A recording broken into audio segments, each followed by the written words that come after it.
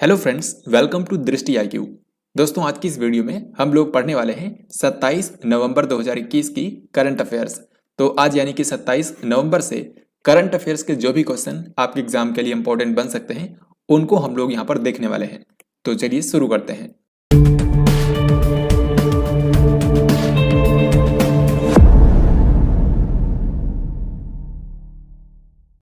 सबसे पहला सवाल आपके सामने है। हाल ही में मूडीज ने 2021-22 यानी कि जो अभी वित्तीय वर्ष चल रहा है इसके लिए भारत के जीडीपी वृद्धि दर के अनुमान जारी किए हैं। आपको बताना है कि मूडीज के अनुसार मौजूदा वित्त वर्ष में भारत की जीडीपी विकास दर कितने % रहने वाली है।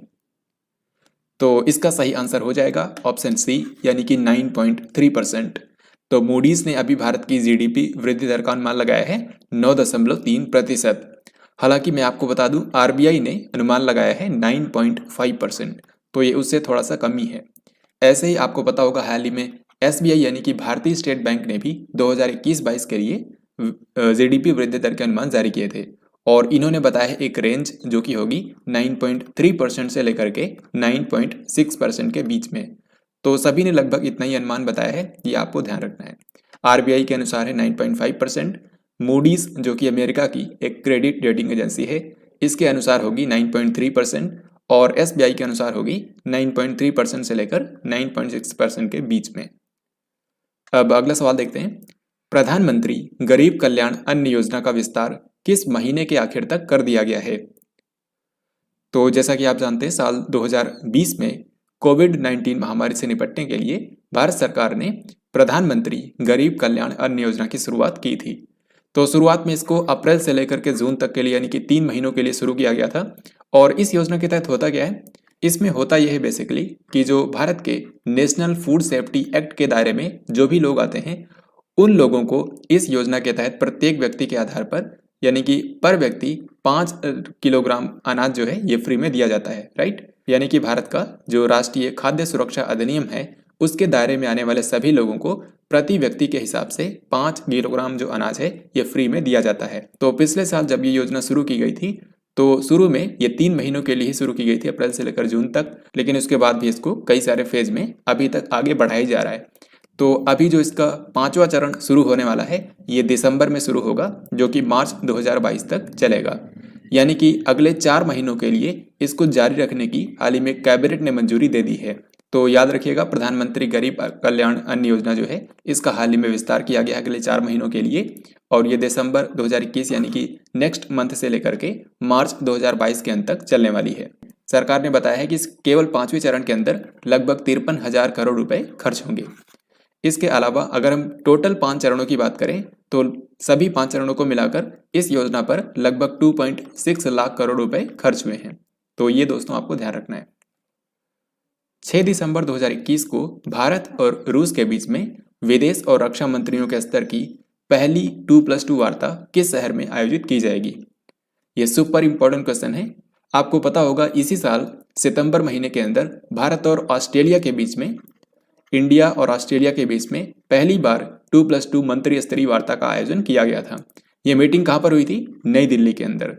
तो इसमें भारत के जो रक्षा मंत्री और विदेश मंत्री हैं उन्होंने हिस्सा लिया था और साथ ही ऑस्ट्रेलिया के जो रक्षा और विदेश मंत्री हैं वो इसमें शामिल होने के लिए भारत में आए थे और इन्होंने नई दिल्ली में ये बैठक की। अब उसी तरीके से भारत और रूस के बीच में भी 2+2 वार्ता शुरू हो चुकी है और इसका जो पहला संस्करण है ये दिसंबर महीने के अंदर 6 दिसंबर को आयोजित होने वाला है। तो भारत और रूस के बीच में जो पहली मंत्री स्तरीय 2+2 वार्ता होगी इसका आयोजन कहाँ पर होगा? तो इसका आयोजन दोस्तों भारत में ही किया जाना है, भारत की राजधानी नई दिल्ली में। सो इस क्वेश्चन का हमारा आंसर होगा ऑप्शन बी। जैसा कि मैंने आपको बताया कि 2+2 डायलॉग जो होती है इसमें 2 लोग एक कंट्री से आते हैं और दूसरी कंट्री से 2 प्रतिनिधि होते हैं और इनके बीच में चर्चा की जाती है। तो भारत से तो इसमें भारत के रक्षा मंत्री राजनाथ सिंह शामिल होंगे और भारत के विदेश मंत्री डॉक्टर एस जयशंकर। इसी तरीके से जो रसिया के विदेश मंत्री और रक्षा मंत्री हैं वो इसमें शामिल होंगे। जैसे रूस के इसमें रक्षा मंत्री हैं सर्गेई शोइगु, तो सर्गेई शोइगु और रूस के जो विदेश मंत्री हैं उनका नाम है सर्गेई लाव्रोव। तो ये दोनों लोग भी इसमें शामिल होने के लिए नई दिल्ली में आने वाले हैं। तो ये नई दिल्ली में ये बैठक होगी। अब अगला सवाल देखते हैं। Contested lands India China the boundary dispute, ये जो किताब है इसको किसने लिखा है? तो इस किताब के नाम से आप ये तो समझ ही सकते हैं कि ये भारत और चाइना के विवादों के ऊपर, जो भारत और चीन के सीमा विवाद हैं उनके ऊपर यह किताब लिखी गई है। तो इसको जिन्होंने लिखा है इनका नाम है मारूफ रजा। और मारूफ रजा कौन है? मारूफ रजा जो है ये भारतीय सेना के पूर्व अधिकारी रहे हैं। तो इन्होंने अपना अनुभव इसमें लिखा है, contestant lands, India China and the boundary dispute. किस राज्य के अंदर 1500 मेगावाट क्षमता के आगर शाजापुर नीमच सोलर पार्क की आधारशिला रखी गई है? तो इसका आंसर होगा ऑप्शन डी, यानी कि मध्य प्रदेश। और वैसे भी आप इसका आंसर कर सकते थे, क्योंकि आगर, शाजापुर, नीमच ये जो 3 जगहें हैं ये मध्य प्रदेश के 3 जिले हैं। तो इन जिलों के अंदर सोलर पार्क स्थापित किए जाएंगे, उसी की आधारशिला हाल ही में रखी गई है। वैसे तो इन तीनों जिलों के अंदर ही अलग अलग सोलर पार्क स्थापित किए जाएंगे, जिनकी टोटल जो क्षमता होगी वो होगी 1500 मेगावाट। तो ये मैं आपको अलग अलग भी बता देता हूँ, क्योंकि अगर आप मध्य प्रदेश राज्य से हैं तो ये आपसे पूछा जा सकता है। जैसे कि इन 1500 मेगावाट में से आगर सोलर पार्क जो बनेगा ये होगा 550 मेगावाट का, ठीक है। फिर इसके बाद शाजापुर में जो बनेगा इसकी क्षमता होगी 450 मेगावाट, और जो नीमच जिले के अंदर बनेगा इसकी क्षमता होगी 500 मेगावाट। तो इस तरीके से ये 3 जिलों के अंदर 1500 मेगावाट क्षमता के सोलर पार्क स्थापित किए जाएंगे मध्य प्रदेश में। तो अभी क्या हुआ है, 25 नवंबर के दिन भारत के जो विद्युत मंत्री हैं और नवीकरणीय और नवीन ऊर्जा मंत्री हैं, जिनका नाम है आर.के. सिंह, इन्होंने और जो मध्य प्रदेश के मुख्यमंत्री हैं शिवराज सिंह चौहान, दोनों लोगों ने संयुक्त रूप से इसकी आधारशिला रखी है। यहाँ पर एनर्जी की बात हो रही है, तो आपको ये भी याद रखना है कि मध्य प्रदेश के अंदर ऊर्जा संरक्षण के बारे में लोगों को जागरूक करने के लिए एक अभियान चलाया गया है, जिसका नाम है ऊर्जा साक्षरता अभियान। तो इसके जरिए मध्य प्रदेश के जो नागरिक हैं उनको एनर्जी सेव करने के बारे में जागरूक किया जाएगा। तो ऊर्जा साक्षरता अभियान का नाम याद रखिएगा। और एनर्जी इफिशिएंसी के मामले में भारत का जो नंबर 1 राज्य है वो कौन सा है? वो है कर्नाटक। ये भी आपको ध्यान रखना है। ये मैं आपको बता रहा हूँ जो स्टेट एनर्जी इफिशिएंसी इंडेक्स जारी हुआ था उसके अनुसार। मनोज कुमार महापात्रा को किस देश के अंदर भारत के अगले राजदूत के रूप में अपॉइंट किया गया है? तो इसका सही आंसर हो जाएगा ऑप्शन नंबर डी, यानी कि ग्वाटेमाला। तो ग्वाटेमाला कंट्री के बारे में आप जानते होंगे, ये नॉर्थ अमेरिका कॉन्टिनेंट में स्थित है। इसकी राजधानी है ग्वाटेमाला सिटी। तो कैपिटल यहाँ की याद करना आसान है, लेकिन यहाँ की जो करेंसी है उसका नाम है क्वेट्ज़ाल। ये कई बार एग्जाम में पूछा गया है। एक चीज़ यहाँ पर मैं आपको और बता दूं कि मनोज कुमार महापात्रा जो हैं ये ग्वाटेमाला से पहले सूडान में भारत के राजदूत थे, और सूडान में अब इनकी जगह पर नया राजदूत बनाया गया है बी.एस. मुबारक को, ठीक है। तो 2 कंट्रीज के राजदूत अभी आपको याद रखने हैं। सूडान में नए राजदूत बने हैं बी.एस. मुबारक, और ग्वाटेमाला कंट्री में भारत के नए राजदूत बने हैं मनोज कुमार महापात्रा। 26 नवंबर 2021 को डॉक्टर वर्गीस कुरियन की कौन सी जयंती मनाई गई है? अगर आपने हमारी कल की वीडियो यानी कि 26 नवंबर की वीडियो देखी होगी तो आपको डेफिनेटली इसका आंसर पता होगा, क्योंकि कल मैंने आपको इनके बारे में बताया था। तो डॉक्टर वर्गीस कुरियन जो हैं इनको भारत में इनको मिल्कमैन ऑफ इंडिया कहा जाता है। साथ ही में इनको भारत के अंदर श्वेत क्रांति का जनक कहा जाता है, क्योंकि इन्होंने भारत में डेयरी उद्योग को आगे बढ़ाने में काफ़ी योगदान दिया था, जिसके चलते आप जानते हैं आज के समय भारत पूरी दुनिया का नंबर 1 मिल्क प्रोड्यूसिंग कंट्री बन गया है। तो डॉक्टर वर्गीस कुरियन जो हैं इनका जन्म हुआ था 26 नवंबर साल 1921 में। तो अभी आप देख सकते हैं 2021 चल रहा है, यानी कि इस साल इनकी 100वीं जयंती मनाई गई है। सो यहाँ पर हमारा आंसर होगा ऑप्शन नंबर बी।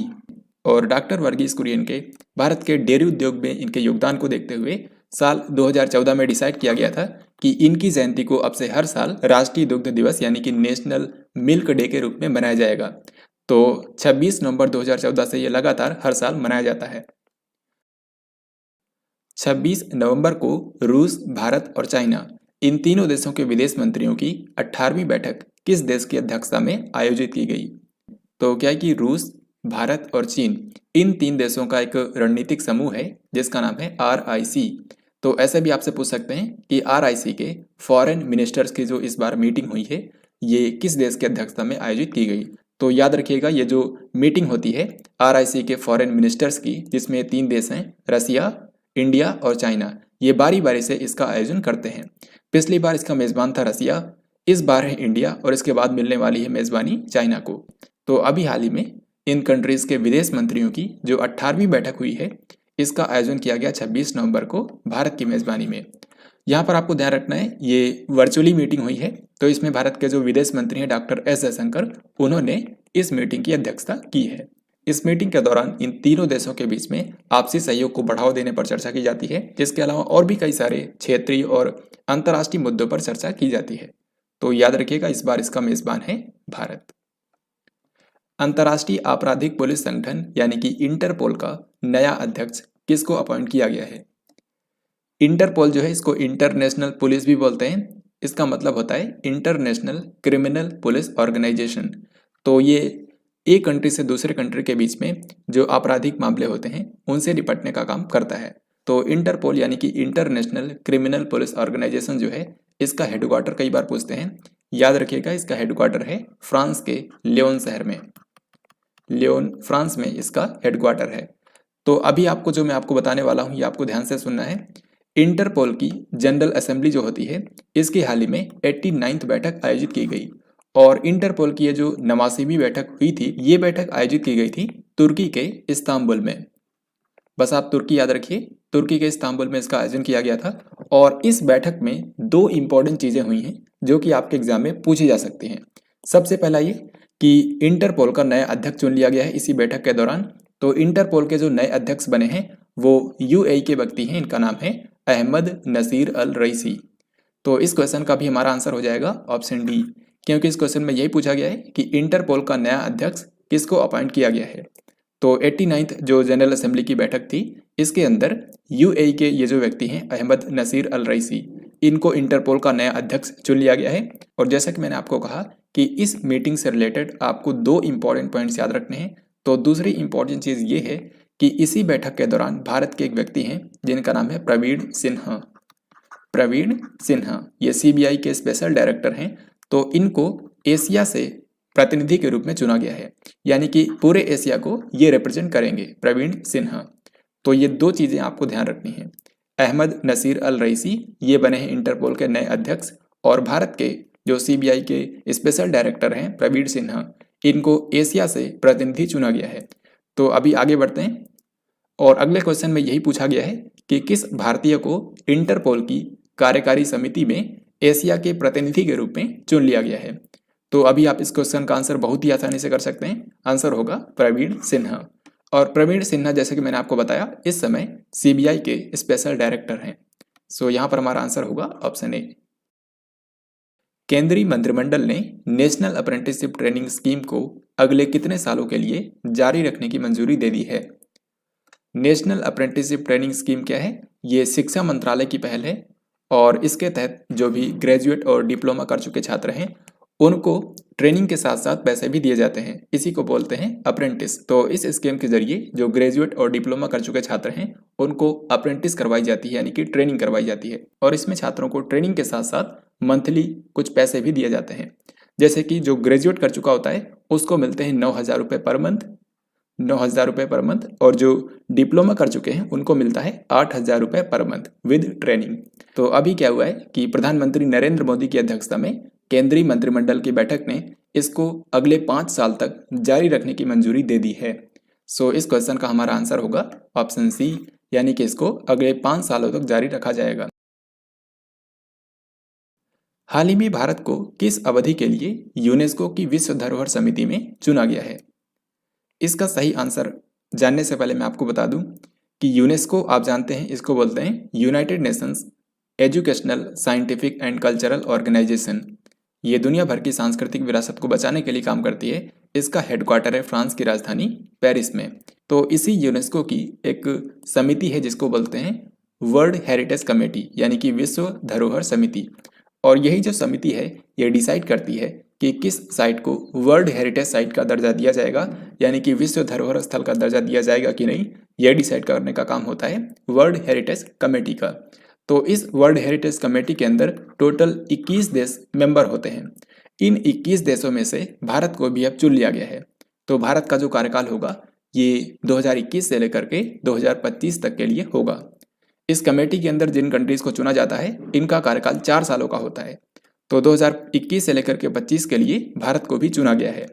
यूनेस्को की ये जो वर्ल्ड हेरिटेज कमेटी होती है, इसकी हर साल एक बैठक होती है और उसी बैठक के दौरान ये तय किया जाता है कि कौन सी साइट को विश्व धरोहर स्थल का दर्जा मिलेगा।